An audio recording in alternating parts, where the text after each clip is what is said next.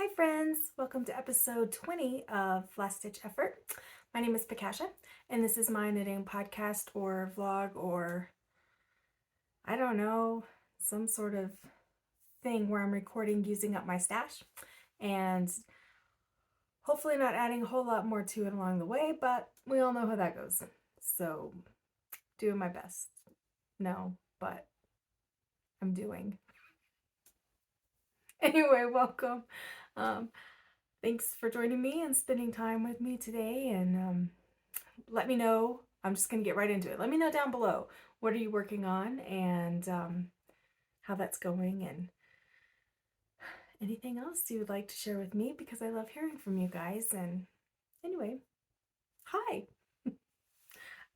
So today, what am I wearing? I am wearing my Felix cardigan by Amy Christoffers. This is Lion Brand Fisherman's wool in that tweedy one, not the birch tweed. I think it's oak tweed or something like that. I don't know. I made it way too big, so this is kind of like a house cardigan. I don't know. Should I stand up? I've shown it before, but it's really baggy. It's got that nice lace detail that's kind of hard to see with this shirt, but kind of a little lace at the raglan increases. It's really long. It goes down to past my hips, and whatever. It's comfortable.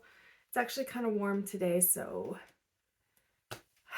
it's not a knitted clothing day, but it's a knitting podcast, so I feel obligated. Okay, what else? Should I give you numbers first? I feel like I should give you numbers. Now, I finished a project. We'll talk about that in a second.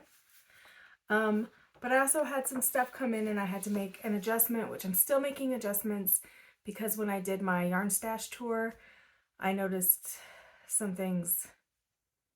I still have to double check on a few things, but so I'm having to adjust some yarn, some grammage, offages. That is not a word. Okay. Now I will put my glasses on, and that, according to what I was told back in the 80s as a child, putting on glasses makes you smarter. So let's see. So I finished a project. And I think last time I was at 42,074 grams.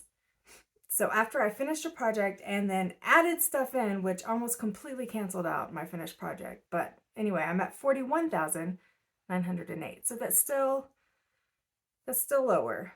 You know, I'm chipping away, but let's see. So that's the equivalent. Oh,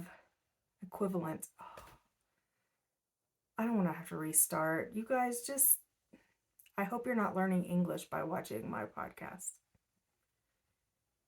Anyway, so I have the equivalent of 838 balls, like 50-gram balls.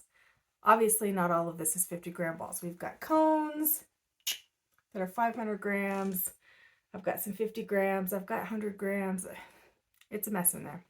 Anyway, and you may notice it looks a little different. That's because I took out a whole bunch to start a new project, which I'll talk to you about. So let's just do finished objects first, because I've got the one and I feel like I need to rip this band-aid off. Now I haven't done the ends in, woven the ends in. Sorry, I keep squeaking. I'm trying to make some room here. It's not dry. It's almost dry. It's nearly headless. I finished my Langley. Now, you might be able to tell. I certainly can tell. You might be thinking, wow, my screen looks really yellow and blotchy.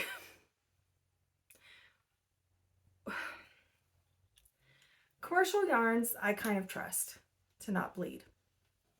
So there's that band-aid ripped off. You know what's coming next.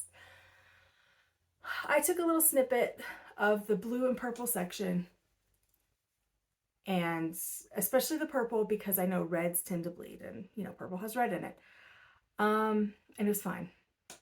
Didn't even remotely think that the yellow bled. It's all over. It looks like something peed on this thing. So, I don't know, like, I'm going to try to wash it again. Not going to use vinegar. I know a lot of people say use vinegar, but that sets the dye.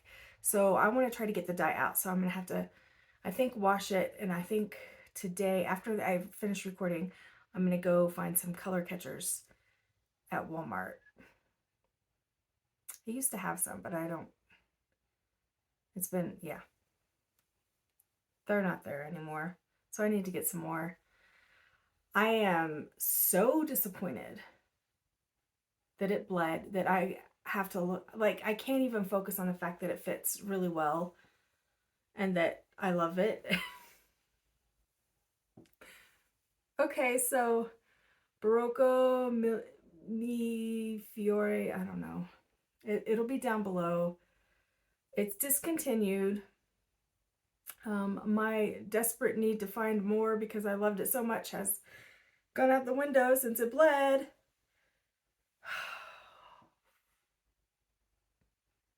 And I have like a little over a skein left, but I think I'm gonna let that go.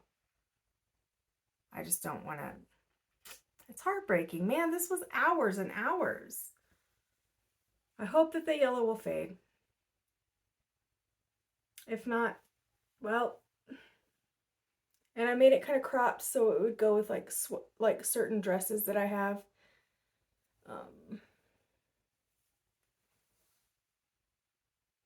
It's got this cute little detail where on the ends, well, actually on the hem, on the neckline, and on the arms where it's like ribbed, and then you work like just knitting so it folds, so it's a nice, it's kind of cute. Like I thought it might bother me a little bit, but it's actually kind of cute.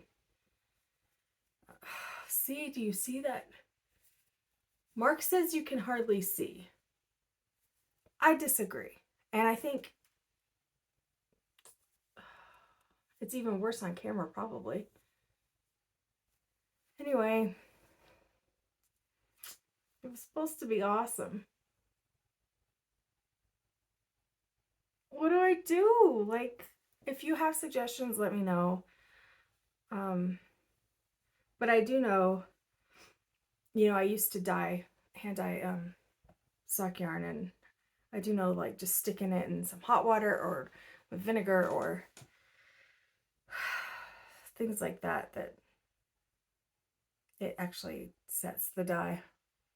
So that would have been good to do before I started doing color work. I used to have some Synthropol, which is a type of soap detergent. I don't know which one. But I used to use that when I was dyeing to get some of that dye out, but I don't have that I don't have any more of that. It's a bummer. I don't know. Hopefully it'll fade out. If not, well, I have a sweater to wear to sleep in, which I would never ever need because makes me have a hot flash thinking about it. Anyway, I did have a finished object. It is yarn out of my stash. I used a lot, like I think about 400 grams, maybe a little bit less. I think it was like 388 or something like that. So yeah, not entirely happy about that. So let's move on to works in progress, because well, one of them I'm excited about, and it's not this one. This one is a Musselburgh by Ysolda Teague, which I love the pattern. I've made several of them. Don't like the yarn.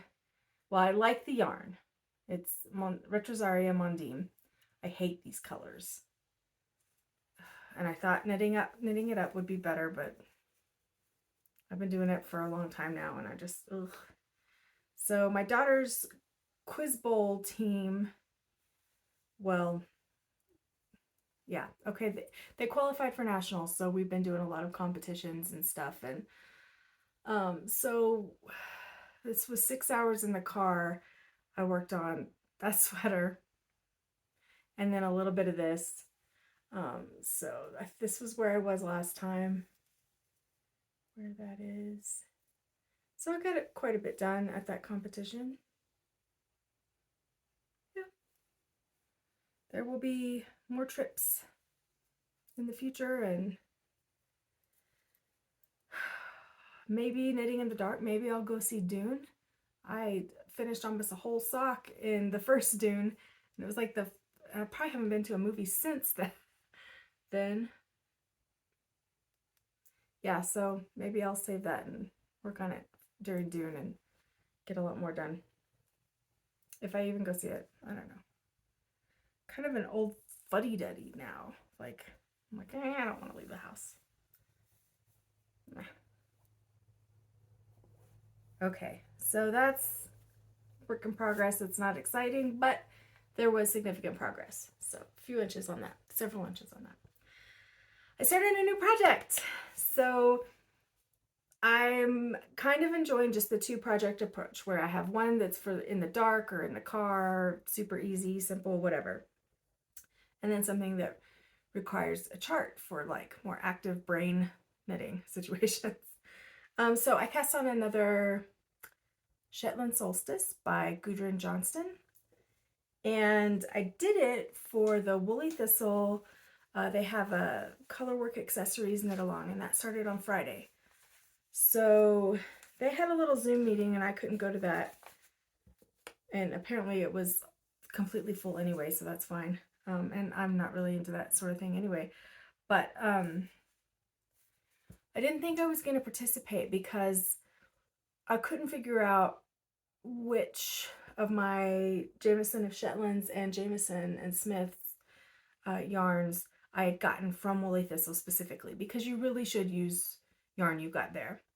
But I had some time on Friday where I could think about things, and I was kind of excited to do it. So I pulled it all out, and I was able to narrow it down to a smaller selection, so I get their grab bags almost every time they have them available. I like getting them. And I remember one bag particularly had a lot of purples in it. And I'm not necessarily a purple person. I do like purple. It's just not a color that I normally pick out or wear much. I don't know why. My mom likes purple, but she would not like this yarn. So, Mom, if you're watching, you're not going to like it. Don't even. So I picked out some purples and then some greens. And so I'm starting this hat. And there's a reason I picked these colors also. We'll get into that. I'll show you the hat first. So I think it's coming out. Oh, it looks, yeah. It looks really pretty. It kind of looks like Concord grapes. Like that bloom that you see, like maybe up toward the stem is that kind of greenish color, and then just some really rich, nice purples, right? Okay, so the reason I picked this, well, I should say more specifically, the reason I picked this color was because I have two balls, which is, I think, contrasting color 1. I think I wrote it on here. Yeah. I have two balls of it. So just by the yardage or the grams used in the pattern, having two balls of one color means that I'm not using this as my main color in the hat, but it means I can use it as a main color in another accessory with some of these more plummy purples as accents and have a set. So, like at the beginning of my podcast, and the whole premise of my podcast is really using my stash effectively so that I don't just break into random balls of yarn and have a lot left over with no plans on what to do with those leftovers. This way, I feel like I'm going to have quite a bit of this left, enough to do like the main color of like some mittens. And then I just feel like it's a good usage of the stash of these balls of yarn and have enough.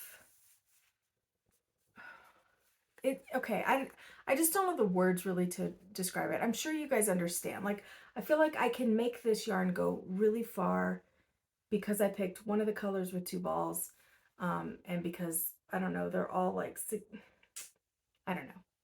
I thought ahead. I'll put it that way. I did a lot of not really planning, not really like calculating numbers, but I will. And yeah, so I picked full balls with other things in mind.